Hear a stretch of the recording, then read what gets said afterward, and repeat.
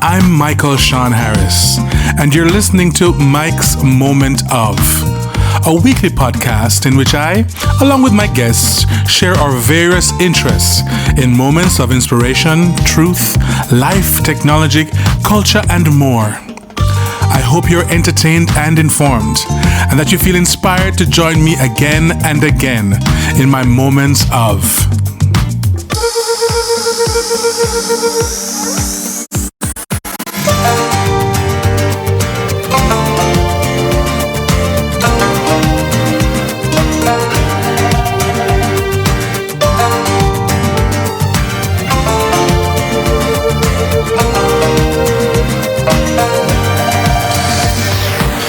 So today was a new episode of Mike's Moment of, and it's with the bestie in Sweden, Michael Andersson. That's right.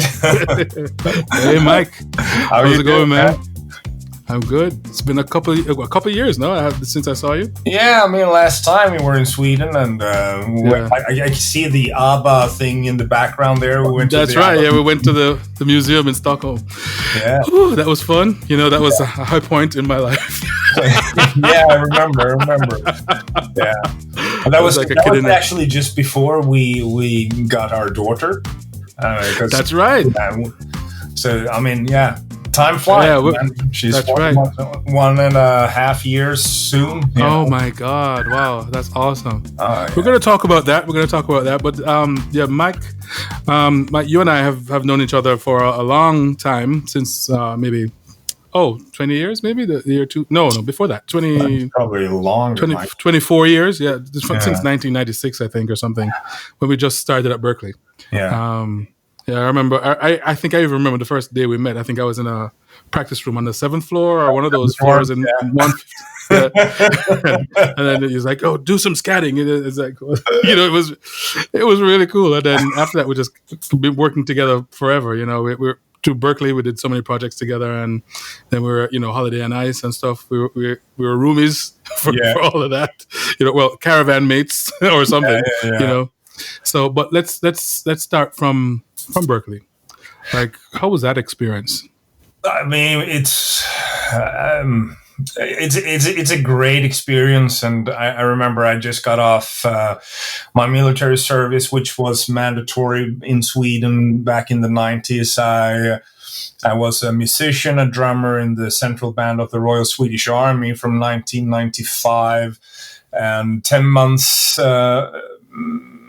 of that, and after that, I wanted to study music on a conservatory or a higher education, and I had two options basically. One was to do that in Stockholm or in Sweden, and the second one was to go to Berklee. And actually, my drum captain recommended me to go and study jazz music from the roots, So that was my in to Berklee and meeting all these amazing cats and players and learning and connecting and meeting you. I mean, I consider you to be one of my best friends. Exactly. Probably my best friend in life. And we've done so many things, and that's because of Berklee. I mean, if I hadn't done that, I wouldn't have met you. So. I remember that dorm thing as well, and I remember lots of small projects there, the musical theater thing we did, and remember that in the I remember the cap show, yeah, that was fun. You always had great things, and your music that you wrote and we recorded in the different studios there with the different MP&E majors, and that's right, and just Boston in general, going to theaters and watching movies and Star Wars, all the Star Wars things. No, it's great memories, man. I mean, I don't keep in touch with so many of the Swedish cats back here in Sweden, but I do stay in touch with you, which is funny because you're outside of the. I know. No, but But we also worked in the student activities office as well together. With Jane and stuff, and that was cool. Especially in the summer when we had all these different activities that we'd have, for the people who are in the 5-week program or whatever, and we'd go to like baseball games and out to the islands and stuff. That was good. really good memories. I can't believe it's like 20 plus years since we did that. I know it feels like yesterday. When we talk and we interact, it's just like, we're back there, Exactly. Yeah. Still two nerds, fascinated with music and movies and stuff and gear, yeah. And, Monty Python and the Montgolfier brothers had a good wash. The Montgolfier brothers had a really good wash. Well,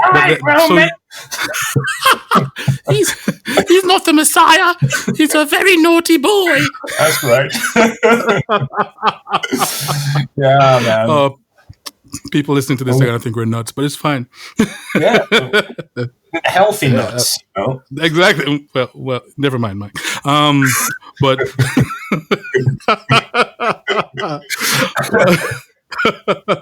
okay. So all right. So but after Berklee, you left like a year before me, I think, and you were playing for was it on a ship? Was it a ice skating show on a ship, on a cruise ship? Yeah, I was. I graduated in '99, and David Bowie and Wayne Shorter was the honorary doctorates. Right. Got my I remember singing for them. Yeah, it was amazing. I was just shocked that David was so short. Yes. Yes. You have this idea of these superstars. Yeah. And I remember that Wayne Shorter, which is one of my other great idols from the Miles Davis area, with Herbie and Ron Carter and Tony Williams, and he was really, really gone. I'm not sure if he was under the influence of bad stuff or if he was just ill. Oh, okay. He wasn't really there, or perhaps he was just extremely bored. I hope not. But I remember Bowie and Iman, his wife, was there.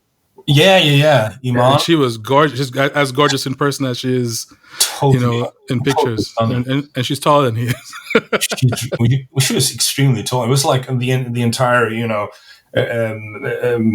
convention center just froze when she came in. And it wasn't really David Bowie. Everybody's like, hey, that's David Bowie. Yeah, but all right, whatever. But check her out. Yeah, absolutely. No, man. After I graduated, before I ended up in Los Angeles, I needed to make money, and right. And I got this tip from a bass player. Remember Guido? The bass player? Yeah. Of course. Yeah. He recommended me to send in an application for this cruise ship, and he said they had like these openings from musicians now, and they were going to launch a lot of new ships. So I said, oh, okay, I'll do that. I'll be good, make some money, and I didn't have to pay for anything, so that should probably take care of itself. And that's how I ended up doing that for, I think, about 6 months, something like that. Okay. Mm-hmm. And I went to Jamaica. I think it was Ocho Rios, and Haiti, and just beautiful places, and played production shows basically. Right. And but then that's where you met those guys who did the ice show.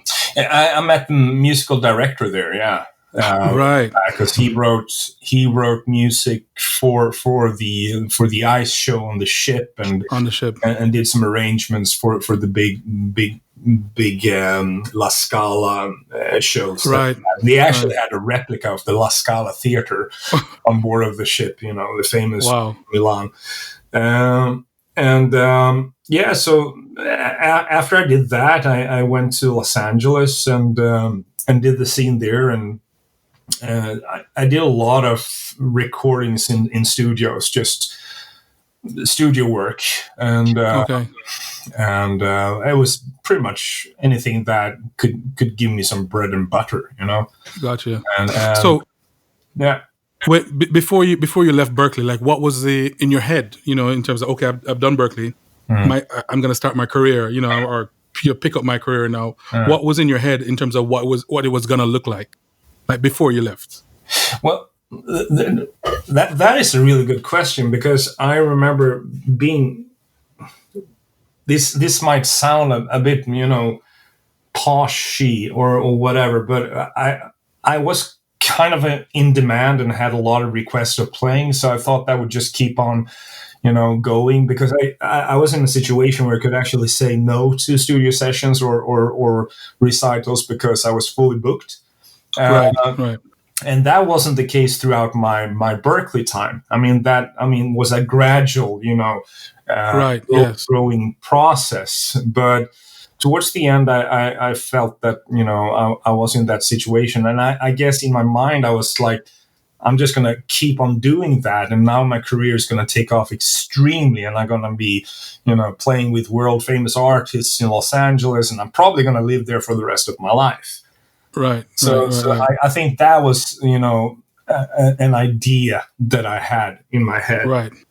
And then what happened? How did it translate? Well, it translated into reality that you're just another European dream seeker. No. I did good. I did well, but I come from a really, really small city in Sweden called Borås, which is on the west coast, close to Gothenburg. And pretty much anywhere in Sweden, we walk. We can walk anywhere. And that was one of the benefits of starting the U.S. career in Boston, because that was in Boston, because it was the same culture city. Like New York, you can go from A to B, and that's what you do. You can stroll. But in Los Angeles, that's not the case. They have sidewalks, but one of these days, for example, I was going to go down to the grocery store and buy milk. And I got pulled over by two police officers because you were walking out of the car, and I was walking on the sidewalk, and the officer said, "What are you doing?" And I'm like, "I'm going to the grocery store to buy some milk." Well, where do you live? I pointed just 50 meters through the park, and I said, "In that house over there." Yeah. And then he asked for some identification. I was like, okay, have I done something wrong? And I gave him my driving license. And he looked at the driving license and he said to his colleague, "Hey man, take a look at this." And he looked at my driving license and said to his pal, "Yeah, what about it? It's a driving license." "No, it's a Swedish driving license. Do you have any idea how hard it is to get one of those?"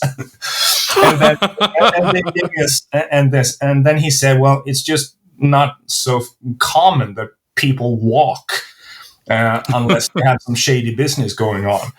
So I bought my milk and went back home. And it was just, it was things like that. And I think I was situated wrong. I should probably be living in Venice or something like that, close to the ocean, where I could just go out and, those things that has been so taken for granted. Right. The first week in my car, going to the studios, I was laughing, because I thought it was hilarious that everything was standing still. In every, highway system, everything was standing still. Nothing was moving. Yeah. And I thought, I never seen anything like it. The first day was great, the second day, the third. At the fourth day, it was like, oh, it's like this every day.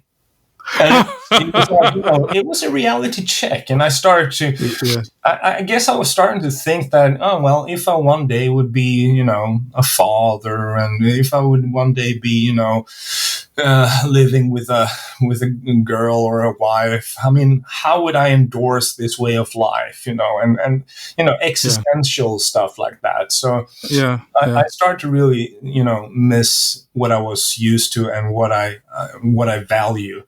Because I couldn't see myself sitting in a car, going to the studio, sitting in a car, going home, and taking the car to the gym, doing the gym, Right. going back home, going to sleep, and then just repeating that, Right. constantly. Yeah. So no, That's funny because that's my life here.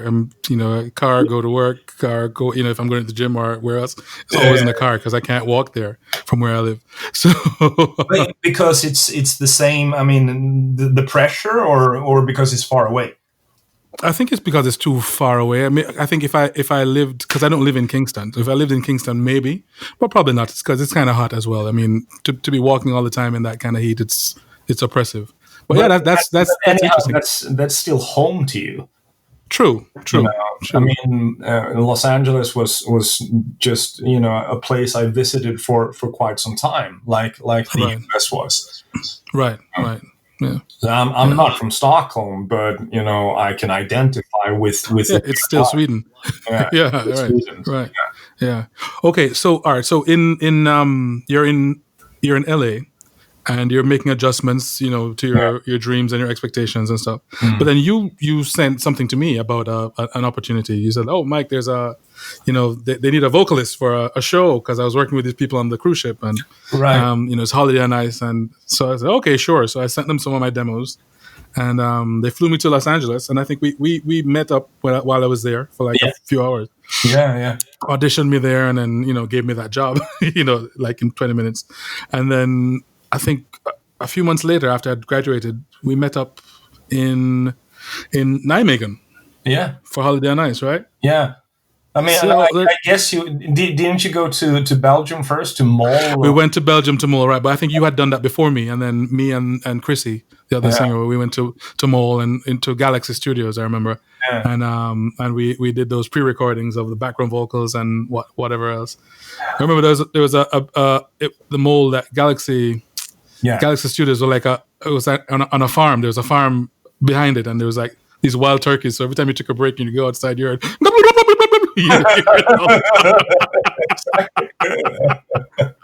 I was like, "Oh, this is amazing! This is nuts!"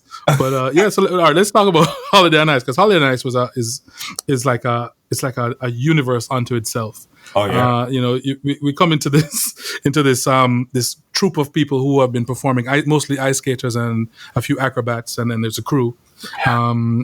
Really cool people in the crew as well. Yeah. We made so many good friends from Poland and Czechoslovakia. All over the place, man. I said Czechoslovakia, but it doesn't exist. So Czech Republic and Slovakia. True. And I remember walking into that first day when we were doing those rehearsals in Nijmegen, and remember we met Olivier, who was doing Coffee Stand. Yeah, it's a French guy, and he's passed on now, but he was a good friend of ours. Yeah, absolutely. But my first experience with him was, Michael, I'm going to do the accent, so nobody crucify me. Michael, I hear this guy coming from Jamaica. You don't look Jamaican. Expect to see the guy with the big dreadlocks, dark skin, and the good spliff. Oh man, I'm disappointed, Michael. I was hoping for the good weed. Well, he wasn't prejudiced at all, was he? No. But I mean, he was kidding. But it's good. We had some good times with him. Going to Bordeaux and to the dunes. Remember that thing with the dunes? Arkansas, right? Among other things. Tell me about that experience, though. Holiday on Ice. First of all, before I rewind and do that trip with Olivier and Sam. I mean, we got so much memories by just hanging with them. So I'm really thankful for that. So shout out definitely to Samantha and Sam. No, that was it's kind of a weird experience. I mean, I guess the entire band pretty much came from Los Angeles. I mean, Versa and Ludwig and Ryan. Ryan. Time flies. Time goes by. Yes. Derek and then you had Santiago and Luis, who were from Netherlands. Holland, basically. Right. Santi was from Spain, from Canary Islands, right? And Luis was from Argentina. Yeah.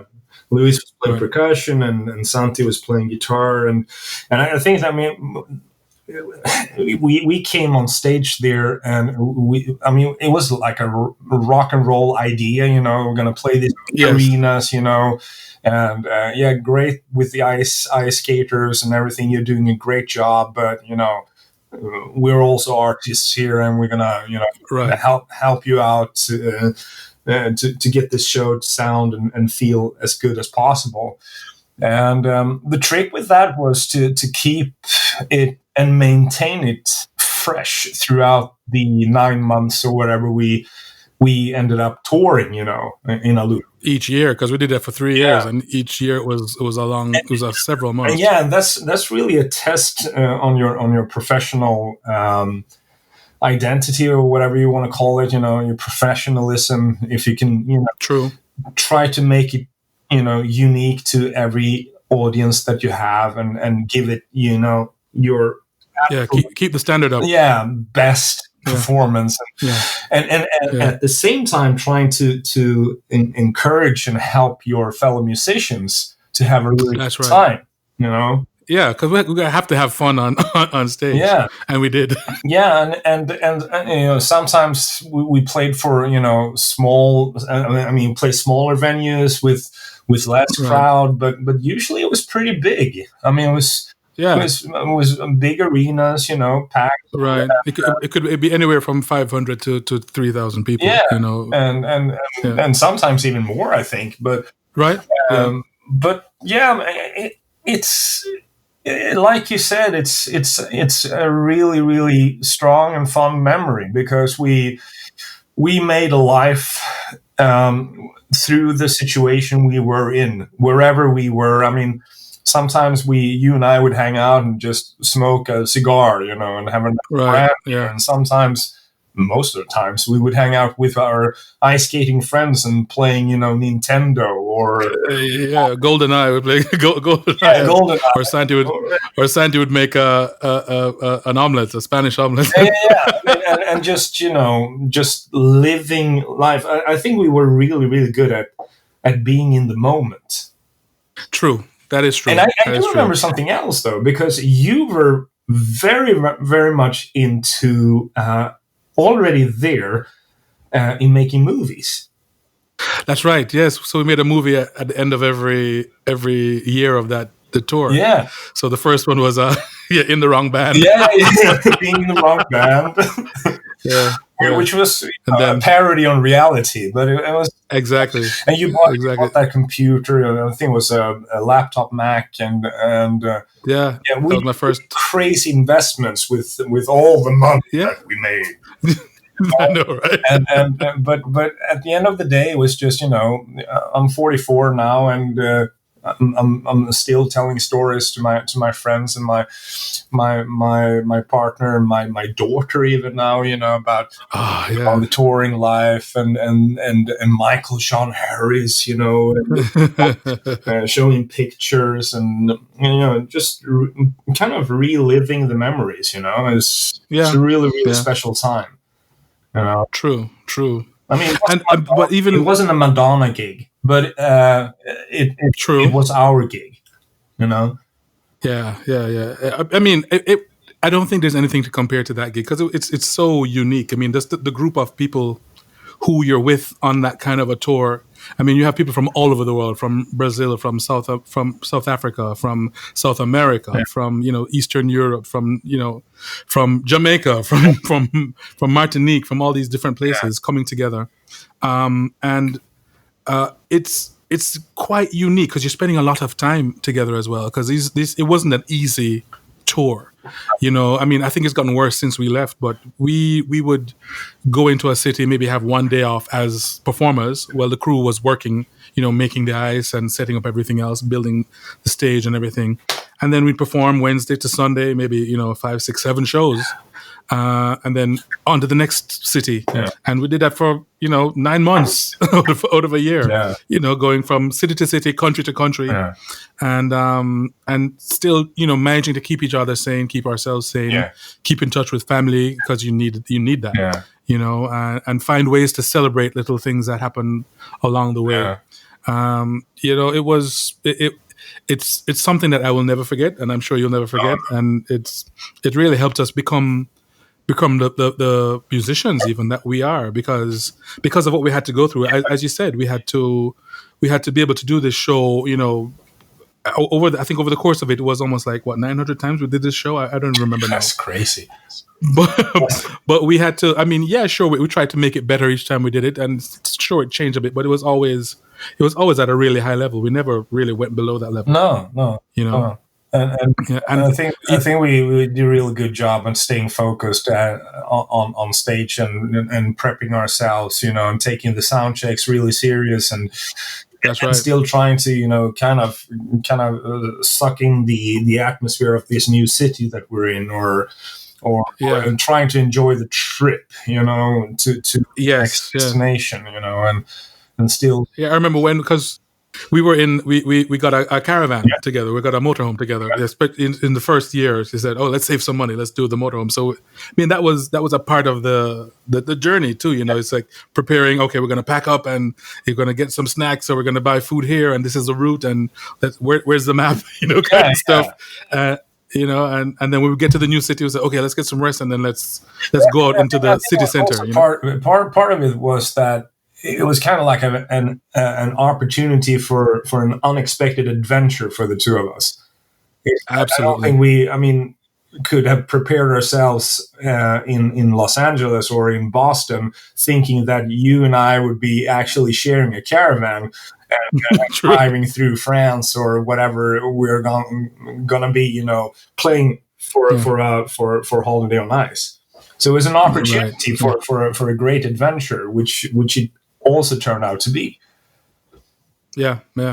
But and even though for the time, like technology wise, with that show though, it was kind of up there because there were arenas, we're all playing with in-ear monitors, because it just couldn't happen otherwise. And they had everything was on a hard disk system, and they had it duplicated, fail safe. And we had a monitor mixer and a house mixer, and the lights in that place, it was ridiculous. I mean, it's still some shows now you don't see that many lights, and such good lights, because it was really good. It had projections as well, and but even with all that technology, we still found time to have fun. I remember we're in some city in Germany, or it might have been France. No, I forget. But we were still doing Peter and the Wolf. They had all the skaters in these huge costumes. There was a wolf and the cat and the bird, and and we had, I think it was one of those 3 show days, and our good friend Hendrik Hausman was on the monitor mix, and it's like, okay, in his accent, he's like, he's in our monitors where we're doing Peter and the Wolf, so we're all on stage around the perimeter of the stage. You guys are playing and everything, and we hear his voice come on in the middle of the number. Okay, guys, so there's a Chinese in town, and we're going to try and order some Chinese for after. So I'm going to read the menu, and you indicate which one you want, and we will make the order before. And then, so by the time the show is done, you will have lunch. Okay, so sweet and sour chicken. And, we're singing la la la la la la. Someone's hand goes up in like a funny way, says, "So Michael, does that mean you want sweet and sour?" And you kind of nod slowly while singing, and he goes, "Very good, one sweet and sour for Michael." And this is while the audience is there, and if they don't notice, if you're telling it and you can have a good time and not losing it, that's, he did the same thing for me, not ordering food or anything like that, but he would actually, I said there was this ballad we're playing, and I'm playing brushes, and right. He would actually bleed in my monitor mix, Metallica or something like that, like, and it would not be tempo synced. It would be decently far away in the mix, but I could still hear that you could hear it. And I would just glance at him, would be laughing, and just you keep life interesting that way, lots of crazy episodes there, and I mean, to be honest, I mean, like I said, we we had an opportunity to go on an adventure on these mobile homes, and a lot of the skaters didn't have that.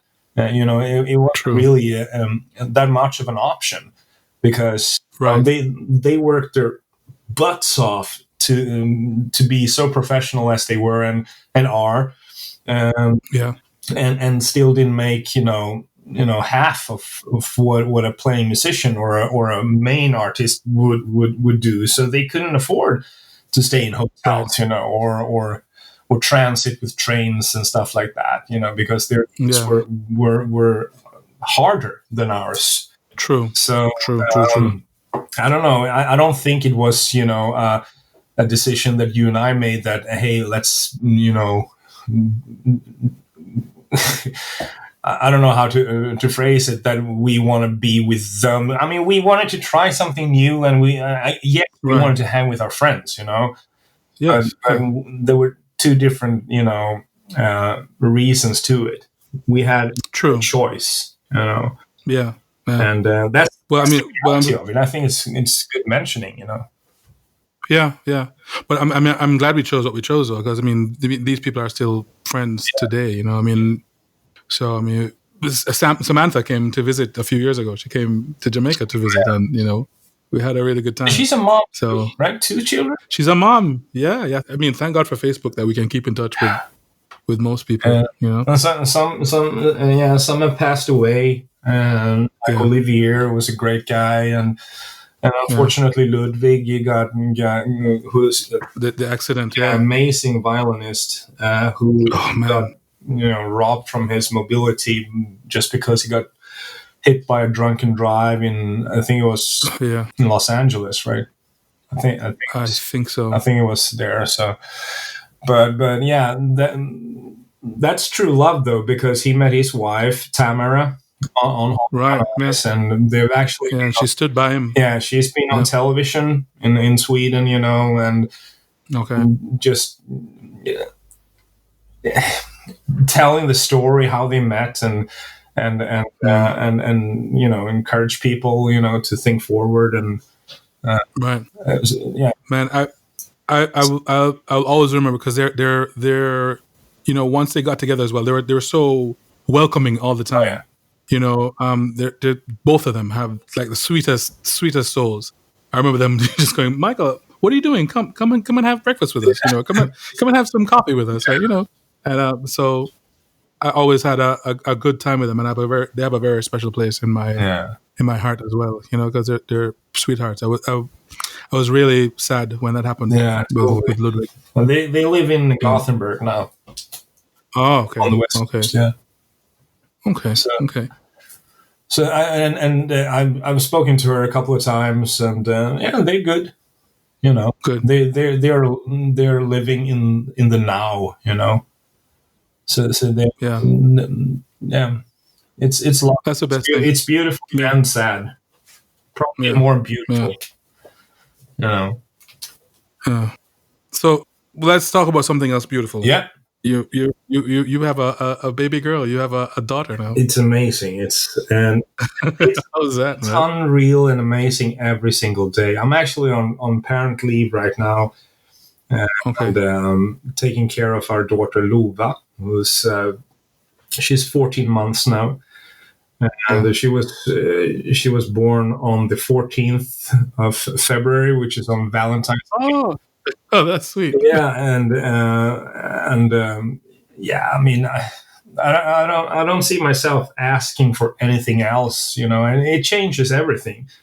It changes who you are and your what's important, your priorities, and it doesn't end your life as your own person. It just changes. Your perspective on things. Right now, this Corona thing, and you're thinking about safety, but you're also thinking about life, and doing meaningful things, when you're surrounded by, all this I shouldn't say. I mean, it's not really media terror or stuff, but it can affect you extremely negatively. Well, it's kind of fear peddling. I mean, that's what I call it. Like fear. It's a lot of fear that they're putting out. I mean, yes, there's information there, but so much of it is just fear. I mean, and apart from the media, I mean, there's people who are sharing misinformation as well. I'm not sure what they get out of that. No. But it gets people riled up for no reason when it's it makes more sense for them just to be practical and be safe. Yeah. I mean, going back to being a father, and we're extremely fortunate because we had a miscarriage our first try, and it was kind of late, and both me and my partner, my girlfriend, we're 40 plus now, and I mean, you don't take anything for granted when you go through something that is, traumatizing or tough, and it's also not easy to talk about and lift the lid off. I'm doing it now easily because it's in the past and it's been dealt with. But yeah, that was like a sent from above, or it's a miracle. Whatever you want to call it. And she amazes me every single day, and it's been 14 months, and I'm and tomorrow Erika is going to work and I'm taking care of Eva, and I'm just thinking, what are we going to do tomorrow? What kind of craziness are we plan for? I'm going to start with that, go, it's just, It's beautiful, and I'm extremely fortunate, and I'm extremely happy all the time. And speaking of happiness, I remember the last time I visited you. You said you were doing more things of mindfulness and self-care. Going out, for picnics in nature and walks. And so tell me about that. Tell me how that started and how you came to that realization. Well, I think it started with the need to disconnect from the big city environment. From traffic and from subways and cellular phones and sitting in front of a display producing music in a dark room surrounded with technology, which is something that you need today to be productive and creative, unless you have lots of money and you can hire a symphony orchestra and do a score, whatever. And it was an easy release to just go out in nature and go for a walk. And me and Erika, we did that, long before. I mean, very early in our relationship, we just went for walks, packed our bags, brought wood and paper so we can make a fire, and sit and have a small barbecue, drink a coffee, and just relax. And I do that every day with Lova, which is my daughter. We go for 15-kilometer walks, every day, and the tranquility and the simplicity of just walking on a small road in a forest and just listen, Not necessarily thinking or reacting, just being in the moment and just listen, and that is it takes off the edge of stress, and it takes off the edge of anxiety and writer's block or any other problems that might occur.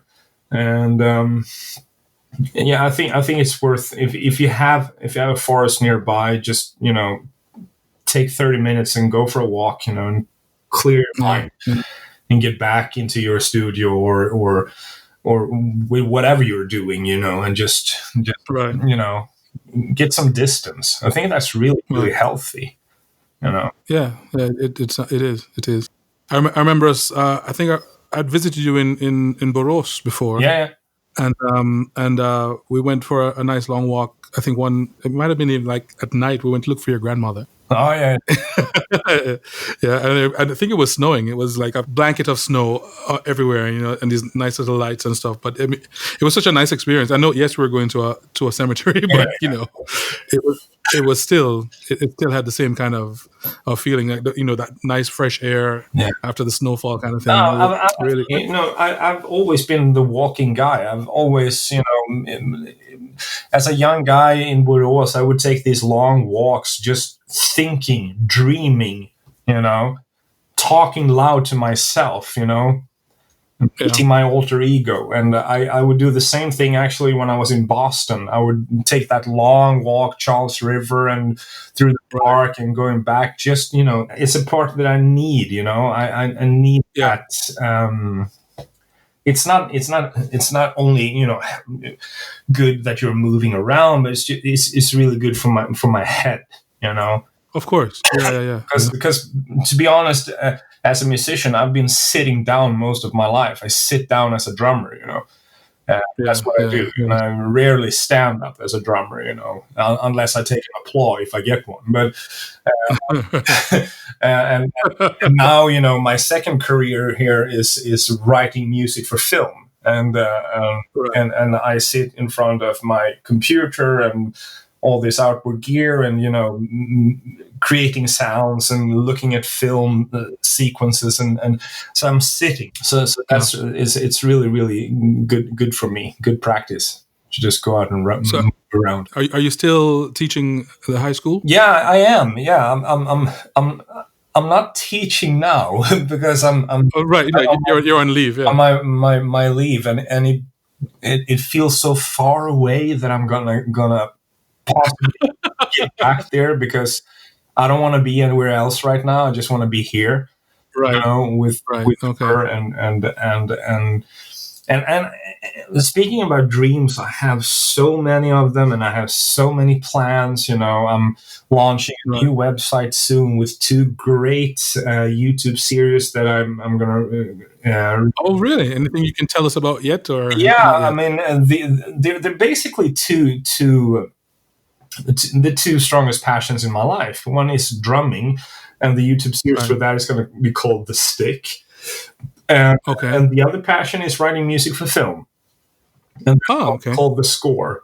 So basically, what the series is going to be about is giving, hopefully inspirational stories, not only from myself but from peers, and others, just to bring some light and empower the community, if that's even possible, because there's so much content out there. But I've also figured that why I'm doing vlogs or want to do vlogs is because it's a really good way for me to document my life and the process that I'm going through, to go back and look and listen and hear and reflect upon my journey. So it has a self-interest. It's not like I'm here to sell. It's more and more. I see it more as a documenting process. That it's something that I need to do, and I also need to be productive all the time. Otherwise, I don't feel good. Right. So I think I'm not a person that likes to sit still. I know. I know. I want to move around. And I want to. I want to create and produce and I love to travel, and that's probably why Holiday on Ice and the memories that we have are so strong, because we were on the move all the time. Yeah. And the fascinating thing was that 2 complete strangers from 2 different cultures, from 2 different parts of the world, could meet up at a dorm in Boston and become friends for life. And then go out on an adventure together. That's right. And the adventures continue. Oh man.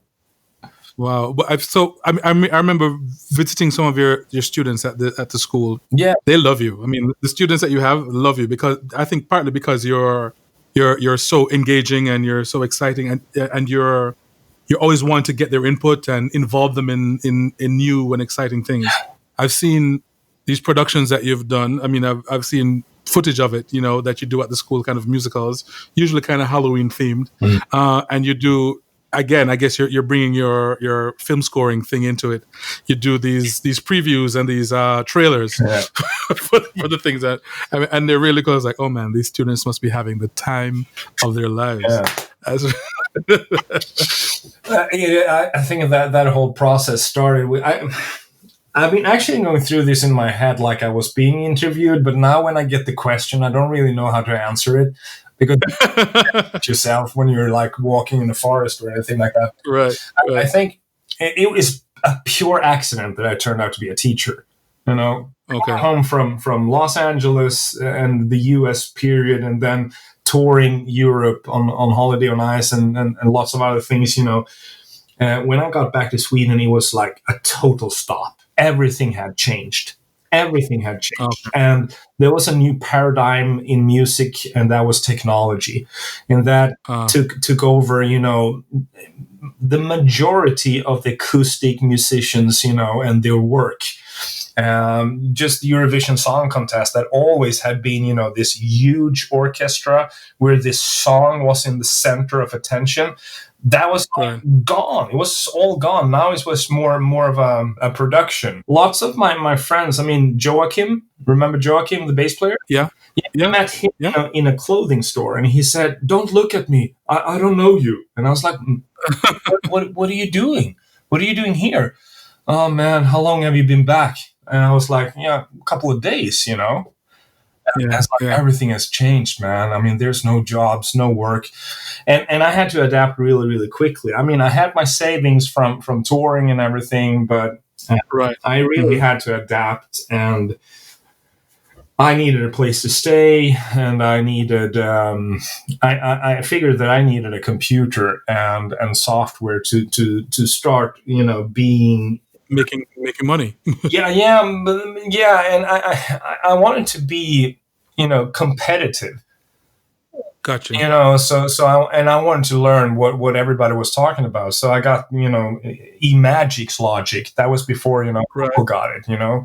Yeah, I got it then too. Yeah. and started doing that, and then I decided to I need a job. So I got, you know, I looked for jobs and thought about music teaching music. That would, I mean, at least I could be you know close to music, you know, and I could probably get gigs, you know, soon, you know, and get my foot into the business. And there was this opening at this school. So I sent my application there, and I got asked to come in for an interview. And I had, you know, no preparation whatsoever. I came in there in military camouflage pants and a T-shirt and a Mohican, you know. A big tattoo on my right arm, which I had done in Hawaii when I was playing, you know, on one of those ships. Yes. And I got the job. I guess they must have been really desperate, but they asked me something. If you could do something, you know, that is different today, what would that be? And I think my answer was that I'd probably create a music platform for the students so they could actually, you know, show off their skills and that we can get some experience and actually see performances and see and experience music. Yeah. So that was pretty much the first step. And then they had no gear whatsoever. There was nothing. I mean, they had an upright piano and a couple of acoustic guitars, but, you know, barely no percussion, no electric guitars, no nothing. So I had to really rebuild the entire institution. And today it's like, you know, it's full on with music production, with engineering, with lighting, with Wow. We have musical theater, we have live concerts, we do music videos. Exciting. Yeah. And we're trying to do everything. And I met a real good friend whose name was Leif Grönqvist, and he unfortunately also one of those really important friends in my life that passed away. But we had an understanding very, very early when we worked together, and that was, if we're going to do this with the students, we're going to do it for real, as it was real. And when I'm having, speech, keynote speeches about this, a lot of people come up to me and say, how is that even possible that doing something so complex for real engages so many people? And I think that the answer is that they want to be challenged. Yeah. They know what a show looks like, or what a good movie looks like, or how it should sound like, and and that's what they compare everything with. So that has been the backbone of all the decisions that we made, and why we spend so much time on doing trailers and trying to make it really epic sounding or real, like it was actually something coming out from Hollywood, because that's right. We're not trying to make it sound or feel like it's coming out from a small indie label in Stockholm, because it's being compared and A-B'd with the big things, the big productions. And that's something that they can relate to, and that is engaging. Yeah, and it seems like it's really left quite an impact on the students. Totally. There are some of them go on studying music and follow that dream, but the majority of them go on and do other things. And I will meet them later on in life, and they will still talk about it. Yeah. Excellent. Like you and I are doing about our trips and our adventures. That's right. So with all the things that you're doing, how do you find time for Conritmo? Tell me about Conritmo, because nobody knows. The people listening probably. Conritmo is a percussion group that is situated in Stockholm primarily, but it's also a filial in Los Angeles. And Johan, who's the musical director and owner of Conritmo, he lives in Los Angeles and has been playing with Britney Spears for quite some time in Las Vegas on her shows there, and it's really hard to describe. You have to almost see it to believe it, because it's like it's all drumming, and the concept is Conritmo, drums should be forbidden. That's the slogan. Drums should be forbidden, and this quartet of percussionists, and sometimes we're 8 players. It depends on what kind of numbers we're doing. We're playing on anything from traditional drum sets, to laser beams, to trash cans, to glass. Playing on the world's biggest bass drum, or drum and bass battles. We're playing on these really, really high risers, which are called sky drums, that tilts over the audience, and you're standing up there. It's like 3 meters high, So Jesus, how do you manage that, man? Yeah, it's scary as hell, man. Every time, it's scary as hell. Wow. But it's really showy, lots of work with Conritmo. We did 2 gigs here in Germany just before the Corona actually got out. So we played in Frankfurt and we played in Berlin. So and Henrik, he actually, Henrik Hausman, the monitor guy, he actually he commented on some of the Facebook posts and said, "Hey, I'm really close by. Stop by." And I was like, "Yeah, I wish I could. I got my family with me on this trip. We're leaving really early tomorrow morning." And yeah, right. But it's funny how we can be connected in that way. But yeah, he has a restaurant now. Yeah. I've seen his pictures where he's the chef. That's right. That's really cool. No, but Con Ritmo is really a visual thing, and you can just check it out on YouTube. Con with C-O-N Ritmo, which is the count. rhythm. Yeah. So that's really cool. Yeah, awesome. But I'm not going to keep you any much longer. I think we're going to talk, but thank you for taking this time. Thank you. Taking the time and chatting with us and allowing an audience to be party to our conversations. I mean, we have other conversations that just not fit for airplay, but we're not going to talk about those today. Yeah. Those are for us only. That's right. That's right, my friend.